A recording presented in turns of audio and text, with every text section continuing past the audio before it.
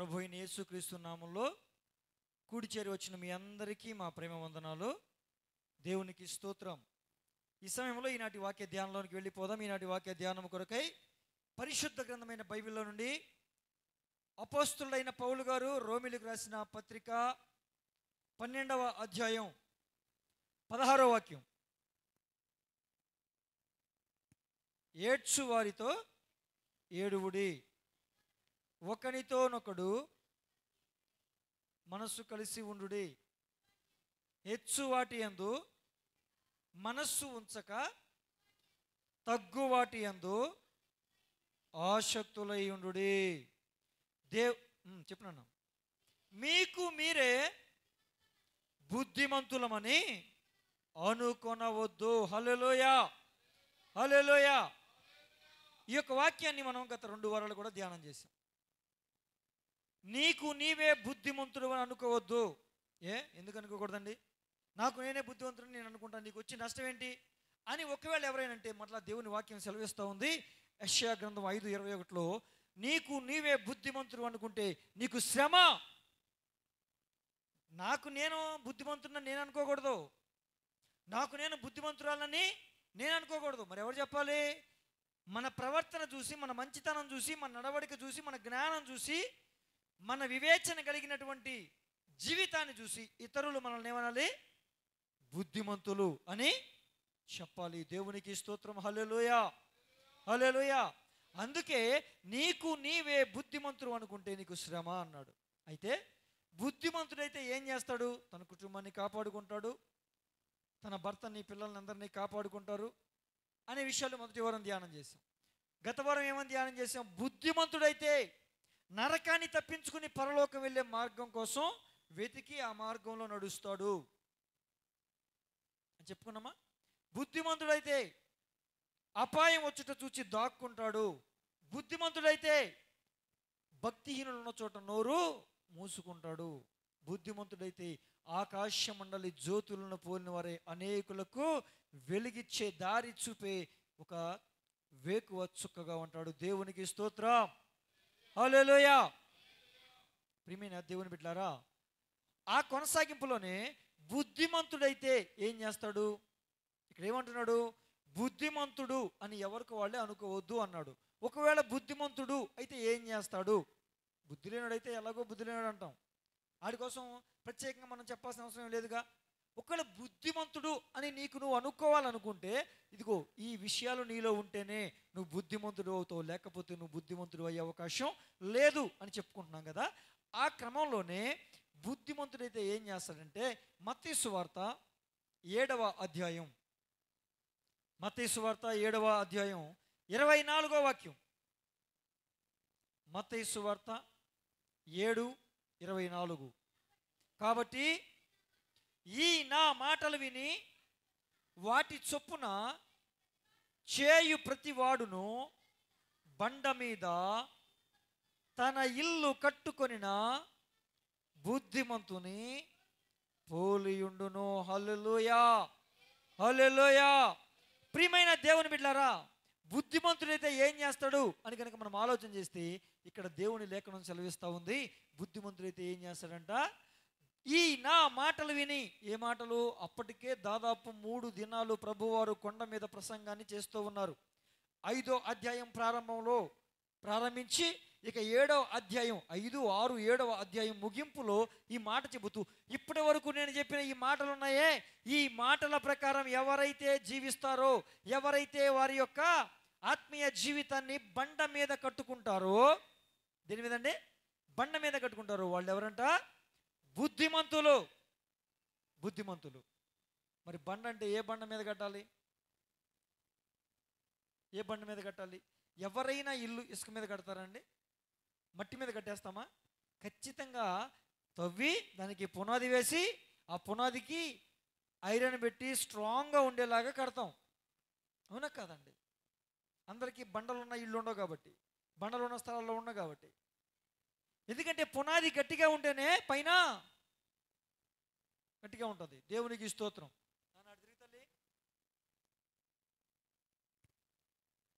అర్థమైంది నాన్న?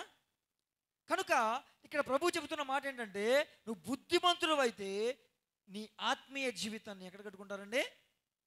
బండ మీద కట్టుకుంటారు. ఏ బండ? అదిగో దొన బండ కనిపిస్తుంది, ఆ కొండలు కనిపిస్తుంది బండ, అదంతా బండేగా. దాన్ని పగలగొడుతుంటే కొన్ని సంవత్సరాల నుంచి ఇంకా సగం పావు కూడా అవ్వాల కొండ. ఆ బండ మీద కట్టుకోవాలా? రాయి మీద కట్టుకోవాలా? దాని అర్థం అది కాదుగా. మరి బండ అంటే ఏంటి? 1 కొరింథీ పత్రిక 10:3 చెప్పేశాడు, ఆ బండ క్రీస్తే అన్నాడు. ఆ బండ ఎవరన్నప్పుడు క్రీస్తే. అంటే క్రీస్తు మీద కట్టుకోవాలి. క్రీస్తు మీద మన ఆత్మీయ జీవితాన్ని ఏం చేసుకోవాలండి? కట్టుకోవాలి. అదే విషయాన్ని ఒకసారి మత్తయి సువార్త 16వ అధ్యాయం, మత్తయి సువార్త 16వ అధ్యాయం 18వ వాక్యం చూడండి.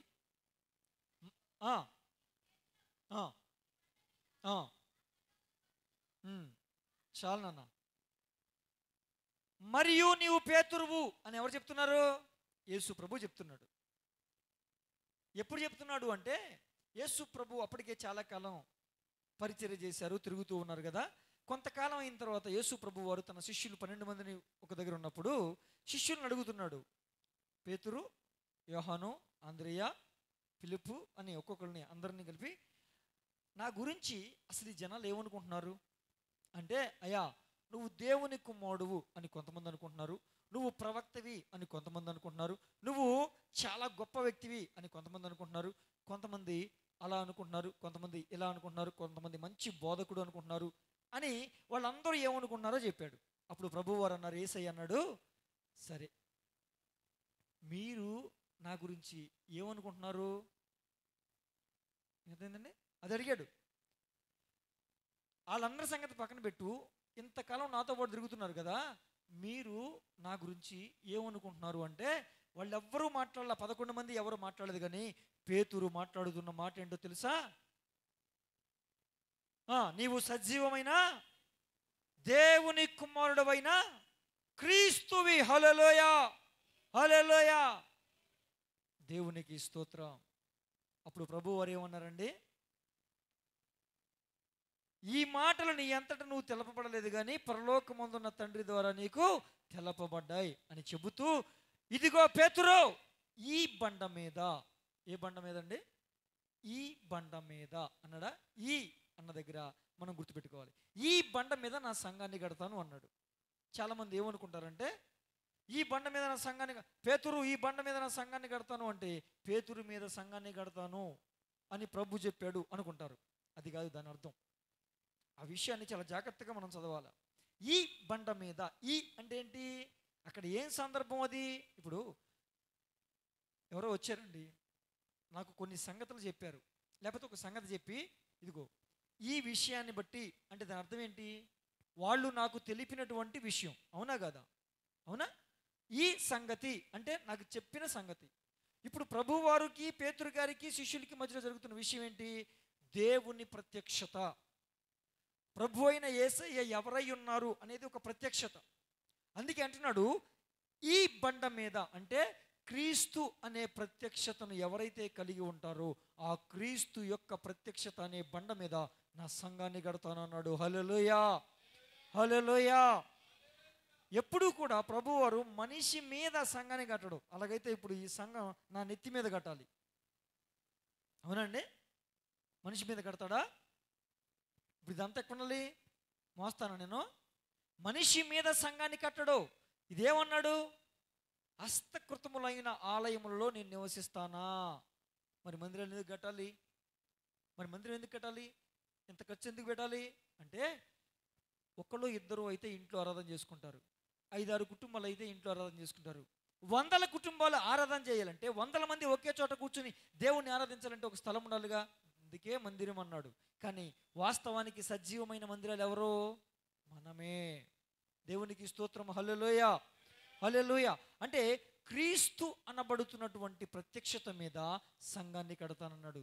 ఇప్పుడు ఎవరైతే పేతురు గారు ఉన్నారో, పేతురు గారి మీద సంఘం కట్లా. సంఘాన్ని కట్టిన వ్యక్తుల్లో పేతురు గారు కూడా ఒకళ్ళు. అవునా కదా? సంఘాన్ని కట్టిన వ్యక్తుల్లో పేతురు గారు కూడా ఒకలా కాదా? నేను చెప్పట్లా కాదా? కనుక పేతురు గారి మీద కట్టలా. పేతురు గారు మెటీరియల్ సమకూర్చారు. అదేంటండి, పేతురు గారు మెటీరియల్ సమకూర్చారు, పౌలు గారు పునాది వేశారు. అందుకే పౌలు గారు ఏమంటాడు తెలుసా? నేర్పరి అయిన శిల్పకారుని వల్లే నేను పునాది వేశాను, వేయబడిన పునాది తప్ప మరొకటి ఎవరు వేయకూడదు. ఆ పునాది మీదే కట్టాలి. దేవునికి స్తోత్రం. హల్లెలూయా, హల్లెలూయా. ప్రియమైన దేవుని బిడ్డలారా, పేతురు గారేమో మెటీరియల్ సమకూరిస్తే, పౌలు గారేమో పునాది వేస్తే, వ్యక్తుల మీద సంఘం కట్టబడలేదు, కానీ వ్యక్తుల ద్వారా పరిశుద్ధాత్మ దేవుడు సంఘాన్ని కట్టారు. హల్లెలూయా, హల్లెలూయా. కనుక సంఘం అంటే ఎవరు? సంఘం అంటే ఎవరండి? నేను, మనము కలిస్తేనే సంఘం. అవునా కదా? మనుష్యుల సమూహమే సంఘం. హల్లెలూయా. కనుక క్రీస్తు అనే ప్రత్యక్షత ఉండాలి. అంటే ఏ విధమైన ప్రత్యక్షత అంటే, అసలు క్రీస్తు ఎవరు? దేవుని కుమారుడు. వచ్చి ఏం చేశాడు? ఎలా బ్రతికాడు? మన కోసం ఏం చేశాడు? ఎక్కడ ఉన్నాడు? మళ్ళా ఏం చేయబోతున్నాడు? ఏం చేశాడు? ఏం చేయబోతున్నాడు? ఇవన్నీ ఎరిగి ఉండుటే ప్రత్యక్షత. హల్లెలూయా, హల్లెలూయా. క్రీస్తు ఎవరు? రక్షకుడు.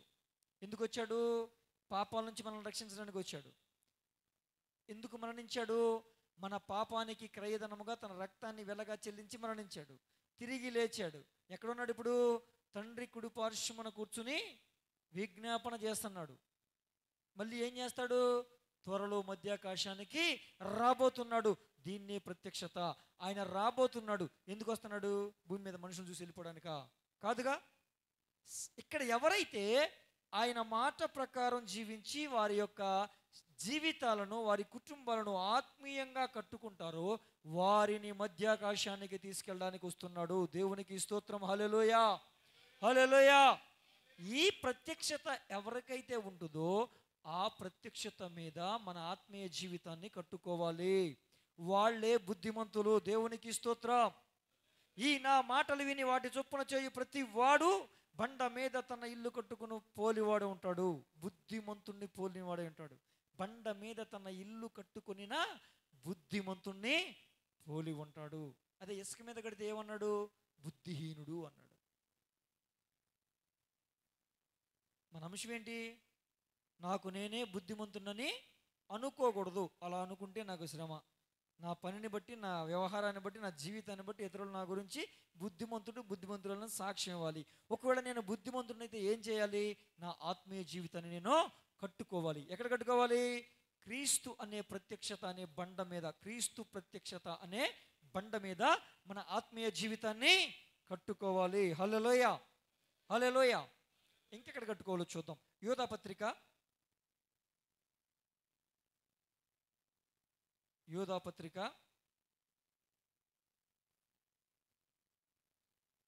19 నుంచి 21.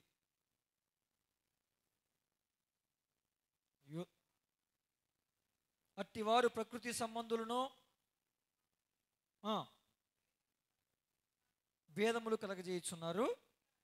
ప్రియులారా, మీరు విశ్వసించు అతి పరిశుద్ధమైన దాని మీద మిమ్మును మీరు కట్టుకొనుచు. చాలండి. ఇప్పుడు దేని మీద మనల్ని కట్టుకోవాలంట? విశ్వసించే అతి పరిశుద్ధమైన దాని మీద.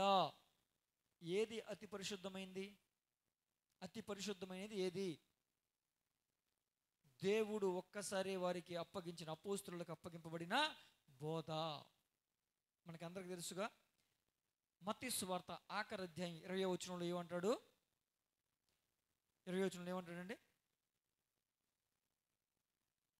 నేను మీకు ఏ ఏ సంగతులు ఆజ్ఞాపించి తినో వాటన్నిటినీ వెళ్ళి బోధించండి అన్నాడా?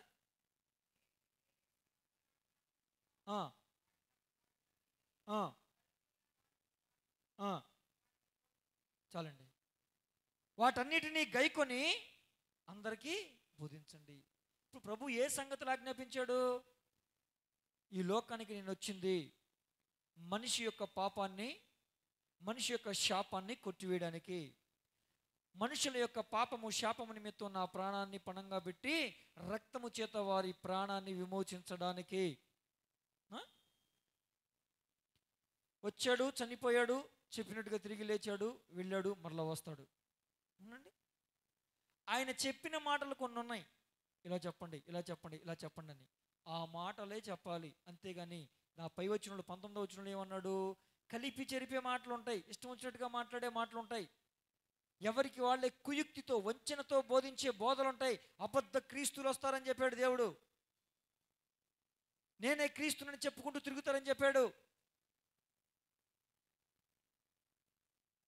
ప్రియమైన దేవుని బిడ్డలారా, ఏ బోధ పడితే ఆ బోధ కాదు.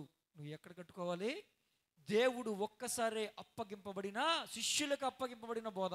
శిష్యులు ఎప్పుడైనా ఎక్కడైనా పర్వాలేదు అని చెప్పారా? పేతురు గారు కానీ, పౌలు గారు కానీ, ఫిలిప్పు గారు కానీ వాళ్ళని రాళ్లతో కొడుతున్నా కూడా ఉన్నది ఉన్నట్లుగా దేవుని వాక్యాన్ని ప్రకటించారా లేదా? అలాగే చెప్పాలి. ప్రాణం పోయినా పరలోకంలో ఉంటాం. హతసాక్షి అయితే తీర్పే లేదు, డైరెక్ట్గా సింహాసనం కింద ఉండి ఇంకెంతకాలం ప్రభువా వాళ్ళకి తీర్పు తీర్చేయి, మాకు పరలోకంలో స్థానాలు ఇచ్చేయి, అది ఇక తీర్పు ఉండదు దేవుని కొరకు హతసాక్షి అయితే. ప్రియమైన దేవుని బిడ్డలారా,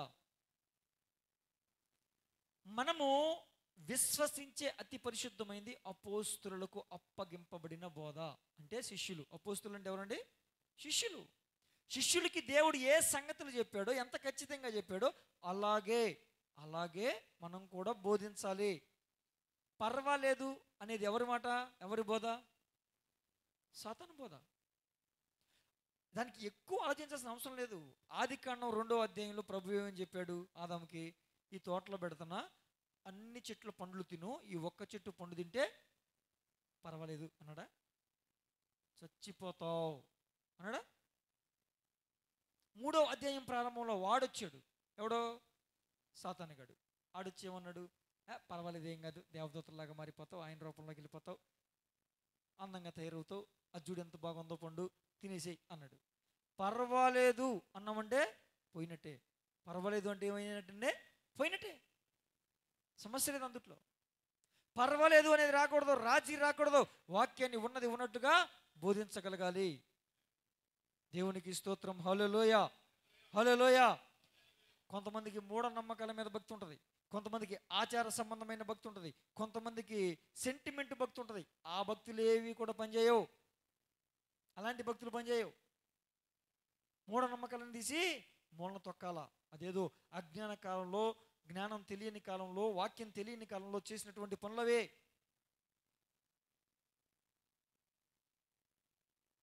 అవేవి పనిచేయవు. దేవునికి స్తోత్రం. హల్లెలూయా, హల్లెలూయా. ఎక్కడ కట్టుకోవాలండి? క్రీస్తు ప్రత్యక్షత అనే బండ మీద.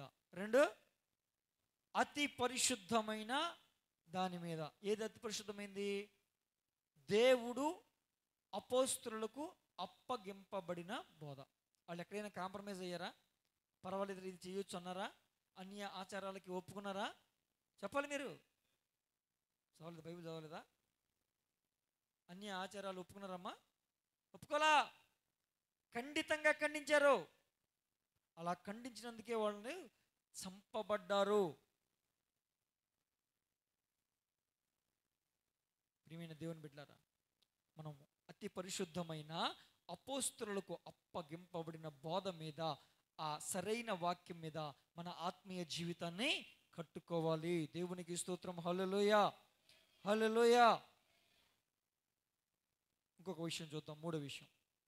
హెబ్రీ పత్రిక, అపోస్తులైన పౌలు గారు హెబ్రీలకు రాసిన పత్రిక 8వ అధ్యాయం 5వ వచనం. హెబ్రీలకు రాసిన పత్రిక 8:5.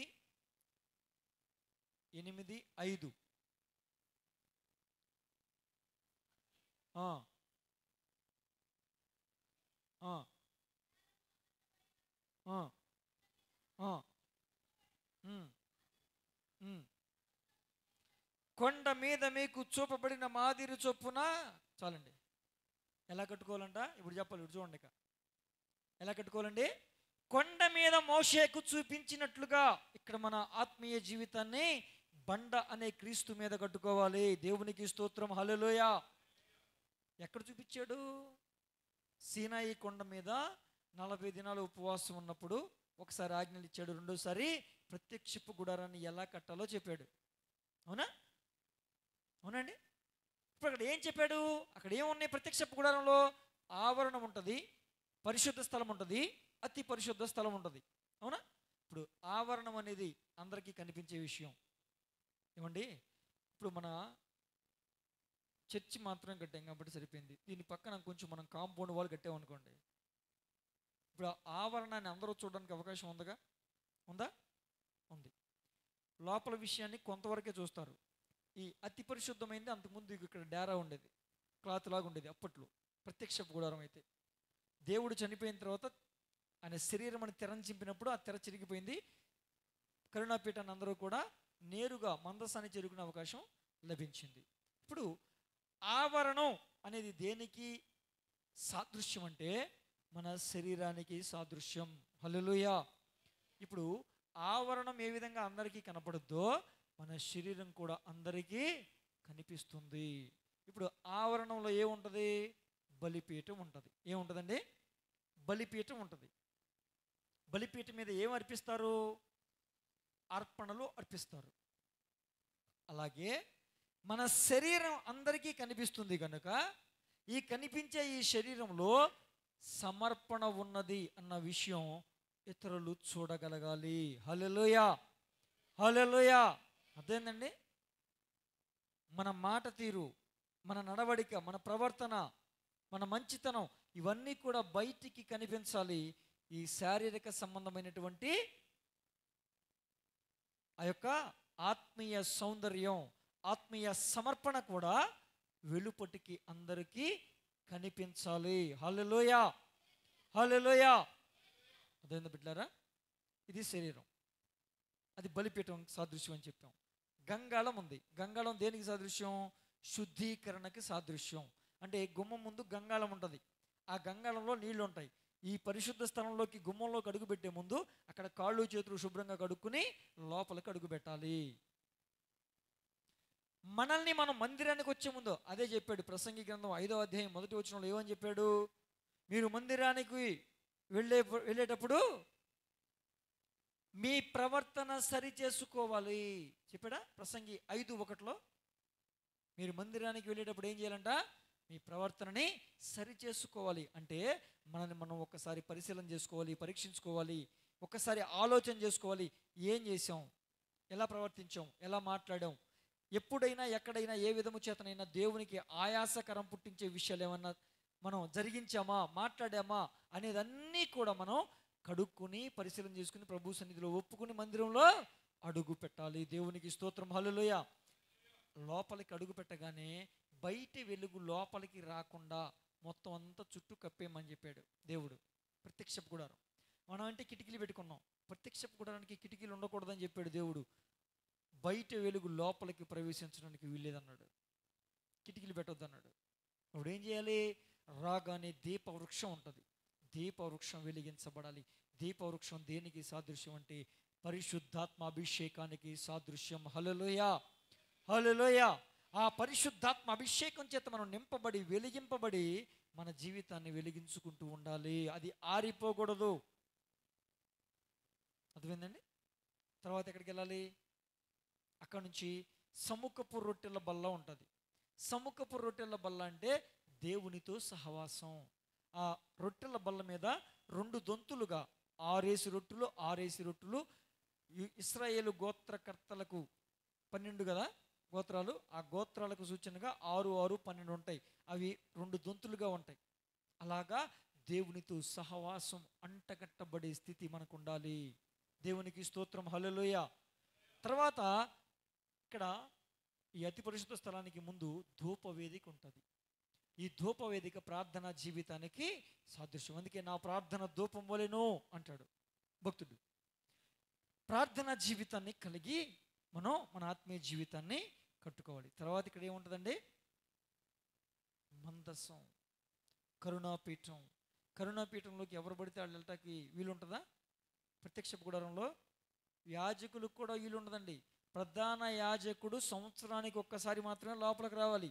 ఆడు కూడా సరైన స్థితిలో లేకపోతే అక్కడే చచ్చిపోతాడు. వచ్చే ముందు ఈ కడతారు చూడండి, పెద్ద అంగి ఒకటి వేసుకుని ఇక్కడ నడవని కట్టుకుంటారు, మీరు చూసారు ఎప్పుడన్నా?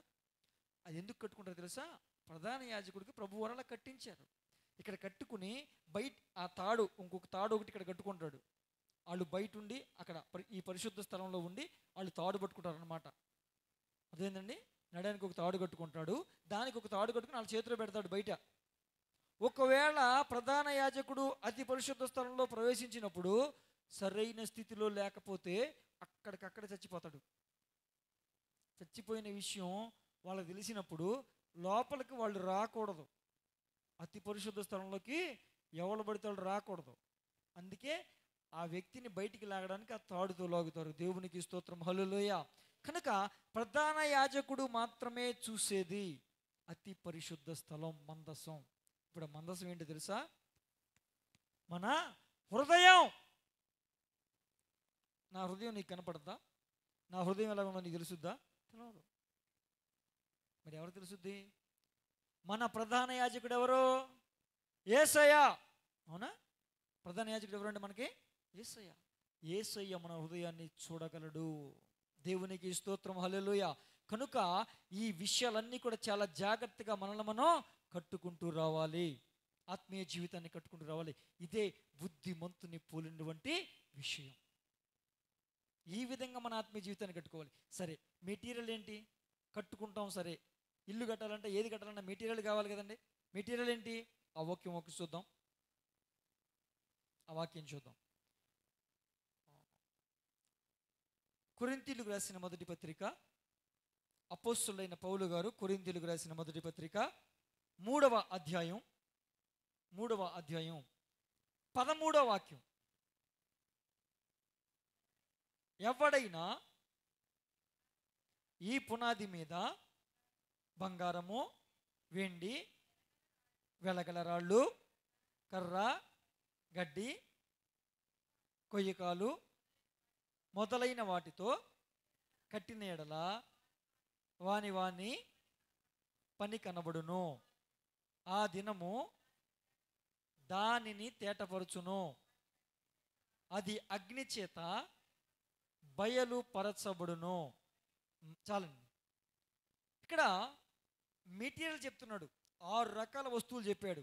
బంగారము, వెండి, వెలగల రాళ్ళు, కర్ర, గడ్డి, కొయ్యకాలు. అవునండి. ఇవి 6 రకాలైనప్పటికీ వీటిని 2 కేటగిరీస్ కింద చేయొచ్చు. బంగారము, వెండి, వెలగల రాళ్ళు ఒక కేటగిరీ, కర్ర, గడ్డి, కొయ్యకాలు ఒక కేటగిరీ. ఇప్పుడు వాని పని. ఇప్పుడు కట్టుకోవడానికి మెటీరియల్ 6 రకాలు చెప్పాడు.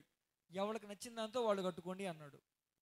కానీ కట్టిన తర్వాత ఖచ్చితంగా పరీక్ష పెడతానన్నాడు. దేంతో? అగ్నితో పరీక్ష పెడతానన్నాడు. ఎవరో? యేసయ్యే పెడతాడు. మన ఆత్మీయ జీవితం కట్టబడిన తర్వాత యేసయ్యే మన ఆత్మీయ జీవితానికి పరీక్ష పెడతాడు. ఆయన పెట్టిన అగ్ని పరీక్షలో నిలిస్తేనే నువ్వు సరైన రీతిలో కట్టుకున్నట్టు. లేకపోతే చెప్పాలి, లేకపోతే పోయినట్టే. సమస్య లేదా ఆ విషయంలో? పోయినట్టేనండి. ఇప్పుడు బంగారం దేనికి సాదృశ్యం? పరిశుద్ధతకు సాదృశ్యం. బంగారం దేనికి సాదృశ్యం అండి? పరిశుద్ధతకు సాదృశ్యం. వెండి దేనికి సాదృశ్యం? విమోచన. వెండి విమోచన. వెలగల రాళ్ళు బహుమతులు. వెలగల రాళ్ళు దేనికండి? బహుమతులు. ఇవి 3. ఇక కర్ర, గడ్డి, కొయ్యకాలు ఇవి ఏమండి? ఇవి లోక సంబంధమైన విషయాలు. ఇప్పుడు చెప్పండి, నేను అంటాను, కర్రతో, గడ్డితో, కొయ్యకాలతో కట్టుకోవడం సులువా? బంగారము, వెండి, వెలగల రాళ్ళతో కట్టుకోవడం సులువా? చెప్పాలి మీరు. అది కష్టమా, సులువా? నేను సులువు, ఏది సులువు అని అడిగానండి. మళ్ళీ చెప్పండి. గడ్డితో, కర్రతో, కొయ్యకాలతో కట్టుకోవడం సులువా? బంగారము, వెండి, వెలగల రాళ్ళతో కట్టుకోవడం సులువా? కర్రతోనైతే ఏమంటే కర్రలు ఎక్కడ పడితే అక్కడ దొరుకుతాయి. టక్క వెళ్తాం, నరుకొస్తాం, తీసుకొస్తాం. గడ్డి ఎక్కడ పడితే అక్కడ దొరుకుతుంది, పైన కప్పేస్తాం, అయిపోయిందండి. త్వరగా కట్టబడుద్ది. అదే బంగారము, వెండి, వెలగల రాళ్ళు అయితే అవి ఎక్కడ దొరుకుతాయి? ఎంత డబ్బు సంపాదించి కొనాలి? కష్టం. చాలా కష్టపడి బంగారము వెండి వెలగరాళ్లతో మన ఆత్మీయ జీవితాన్ని కట్టుకోవడం కష్టం. చాలా కాలం పడుతుంది, చాలా శ్రమ పడాలి, చాలా ప్రయాసపడాలి. కానీ గడ్డి కొయ్యకాలు ఏమండి కర్రతో చాలా సులువుగా కట్టొచ్చు. అయితే కట్టబడిన తరువాత ఇప్పుడు దేనితో పరీక్షిస్తారంట? అగ్ని చేత. ఇప్పుడు చెప్పండి, ఇప్పుడు మన చర్చి మందిరమే ఉంది,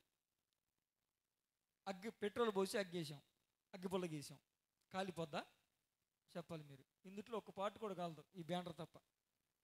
అవునా కాదండి? తలుపులు కాలుతాయి అంతేగా, ఇంకేమైనా కాలుతాయా? ఎందుకని? అది కర్ర, ఇది ప్లాస్టిక్. అవునా కాదండి? దాని ఫ్రేమ్ కూడా కాలదు మళ్ళీ. అవునా కాదా? ఇప్పుడు అగ్ని చేత దేవుడే పరీక్ష పెట్టినప్పుడు కర్రతో గడ్డితో కొయ్యికాలతో కట్టుకుంటే మన పని నిలుసుద్దా? ఆ దినమున, ఏ దినమున? ఆయన వచ్చినప్పుడు మనం కట్టుకున్న ఆత్మీయ జీవితాన్ని అగ్గేస్తాడు. అగ్ని అంటే నిజంగా అగ్ని వేయడు. పోనీ అక్కడ వస్తువులు చెప్తున్నా, అవైతే కాలిపోతాయి. బంగారాన్ని కాలిస్తే అది ఎలా ఉంటుందండి?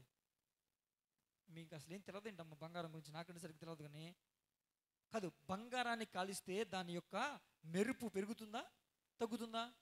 పెరుగుతుంది. వెండిని కాల్చినా పెరుగుద్ది. అవునా? వెలగల రాళ్ళని అగ్నిలో వేసినా అవి చాలా కాంతి పెరుగుతాయి. అవునా కదా? ఇప్పుడు అగ్ని వచ్చి కాల్చినప్పుడు నిలబడేదేవి? బంగారము వెండి వెలగల రాళ్ళు అయితే నిలబడతాయి, అవి ఇంకా కాంతినిస్తాయి.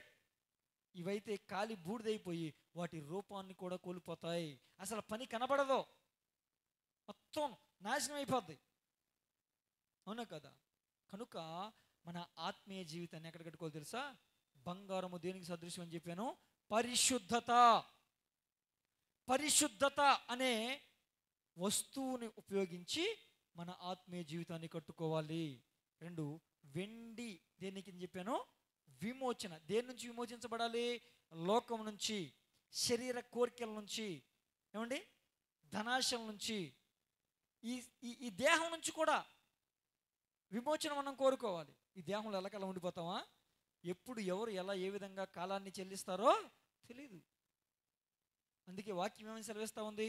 కొంతసేపు కనబడి అంతలో మాయమైపోయే నీటి ఆవిరి వంటిది జీవితం, ఎప్పుడు ఎవరు ఏ విధంగా మరణిస్తారో తెలీదు. అందుకే దీపం ఉండగానే ఇల్లు చక్కబెట్టుకోవాలంటారు. దీపం అంటే వాక్యం ఏమని సెలవిస్తూ ఉంది? నరుని ఆత్మ యెహోవా పెట్టిన దీపం. ఇల్లు అంటేది ఆ దీపం అనే ఆత్మ నివసించడానికి ఇచ్చినటువంటి దేహం. జాగ్రత్తగా కాపాడుకోవాలి, పరిశుద్ధంగా జీవించాలి. 2, విమోచించబడాలి లోకం నుంచి, ఏంటి ఆచారాల నుంచి, బంధాల నుంచి, దేహం నుంచి విమోచించబడాలి. 3, వెలగల రాళ్ళు పరలోకంలో బహుమతులు పొందగలిగినట్లుగా. పరలోకంలో బహుమతులు ఇస్తారంటారా? యేసయ్య కిరీటం, సింహాసనం బహుమతులు ఉన్నాయా? అవి పొందేటట్లుగా మన ఆత్మీయ జీవితాన్ని కట్టుకోవాలి. ఈ విధంగా కట్టుకుంటేనే మనము బుద్ధిమంతులమై ఉంటాం. ఈ విధంగా కట్టుకోకుండా నేను బుద్ధిమంతుడిని, నేను బుద్ధిమంతురాల్ని అని చెప్పుకున్నంత మాత్రాన నువ్వు బుద్ధిమంతుడివి కాదు. నీ మీదకి దేవుని శిక్ష వస్తుందని లేఖనం సెలవిస్తుంది. నీకు నీవే బుద్ధిమంతుడు అనుకుంటే దేవుని శిక్ష వస్తుందని యెషయా 5:21 చెప్పాడు. కనుక మనమందరము కూడా ఎలా కట్టుకుందామండి? క్రీస్తు ప్రత్యక్షత అనే బండ మీద మన ఆత్మీయ జీవితాన్ని కట్టుకోవాలి. 2, అపోస్తలులకు దేవుడు అప్పగింపబడిన ఖచ్చితమైన బోధ మీద మన ఆత్మీయ జీవితాన్ని కట్టుకోవాలి. 3, కొండ మీద మోషే గారికి చూపించినట్లుగా బండ అనే క్రీస్తు మీద మన ఆత్మీయ జీవితాన్ని కట్టుకోవాలి. 4, ఇక్కడ ఇచ్చిన మెటీరియల్ ఏవైతే ఉన్నాయో 3 రకాల మెటీరియల్తో మనం కట్టుకోవాలి. అందుకే పేతురు గారి పత్రిక 1వ అధ్యాయంలో అంటాడు, అగ్ని వంటి మహాశ్రమలు అంటాడు. శ్రమల్ని, భయంకరమైన శ్రమలను దేంతో పోల్చాడు? అగ్నితో పోల్చాడు. అంటే ఆయన ఎలా పరీక్షిస్తాడంటే, నీకు ఒక భయంకరమైన శ్రమ పెడతాడు, భయంకరమైన శోధన పెడతాడు. దానిలో నువ్వు నిలబడగలిగి ఆత్మీయ జీవితాన్ని కట్టుకోగలిగితే నీ పని నిలబడినట్టు. శ్రమ కలగంగానే దేవుణ్ణి విడిచిపెట్టి లోకంలోకో మనుషుల మీద ఆధారపడడానికి వెళ్ళిపోయావు అనుకోండి, నీ ఆత్మీయ జీవితం కర్రతోనో గడ్డితోనో కొయ్యకాలతోనో కట్టబడింది. శ్రమలు వచ్చినప్పుడు ఎవరైతే నిలబడతారో వాళ్ళే అసలైన ఆత్మీయ జీవితాన్ని కట్టుకున్న బుద్ధిమంతులను పోలిన వారై ఉంటారు. హల్లెలూయా. కనుక మన ఆత్మీయ జీవితాన్ని విమోచించబడ్డ వారమై, పరిశుద్ధ పరచబడ్డ వారమై, బహుమతులు పొందినట్లుగా మన ఆత్మీయ జీవితాన్ని మనం కట్టుకుని బుద్ధిమంతులుగా ఉందాం. లోకం నుండి, ఆశల నుంచి, బంధాల నుంచి, కోరికల నుంచి, దేహంలో నుంచి కూడా విమోచించబడగలిగే భక్తి మనం చేద్దాం. అట్టి కృప ప్రభు మనందరికీ దయచేసి మనందరినీ బుద్ధిమంతులుగా ఉండినట్లుగా కృప చూపి నడిపించునుగాక. హల్లెలూయా, హల్లెలూయా. ప్రార్థన చేసుకుందాం.